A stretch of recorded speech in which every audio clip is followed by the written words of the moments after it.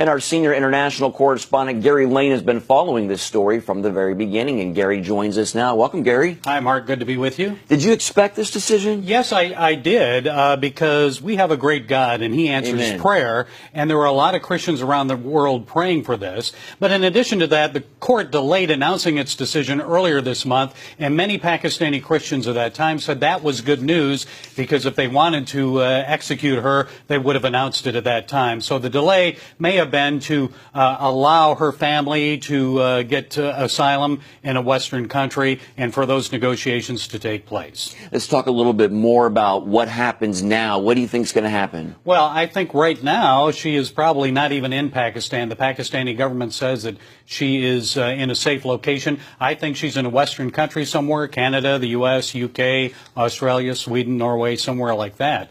She and her family. So, but what will happen after that, we'll have to wait and see. But we need to be praying as Christians for Christians in Pakistan and the churches there, because Islamists are already starting to riot. And if it gets out of hand, they could end up burning churches, hurting Christians, and so forth. So we need to be praying. Yes, very true. Well, a top Islamic cleric called for protests. Yes. If she was released, do you expect those protests, maybe even violence? Well, they're already starting, Mark, and so we need to be on our knees praying, God, protect the Christians of Pakistan who suffer. There are only about 2% of the population there. They're second, third-class citizens in that country, and they could be subjected to attacks.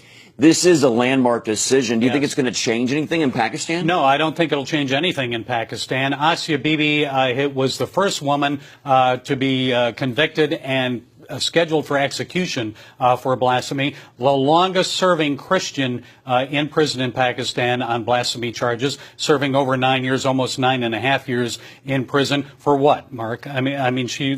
What did she say? She may have said something like, you know, my Jesus saved me. What has your prophet ever done for you? And for that, she was sentenced to death and has spent almost 10 years in prison. And can you imagine that, Mark, in this country, if someone criticized Donald Trump and was executed for that, if that were the sentence, there'd be a lot of Americans on death row right now. And but that's how it is in Pakistan. You criticize Muhammad, no tolerance of that whatsoever. You're to be executed. But this is a good day for Ásíہ bibi. It's a good day for Pakistani Christians. Justice has prevailed, and God has answered prayer. Amen. Thank you, Gary.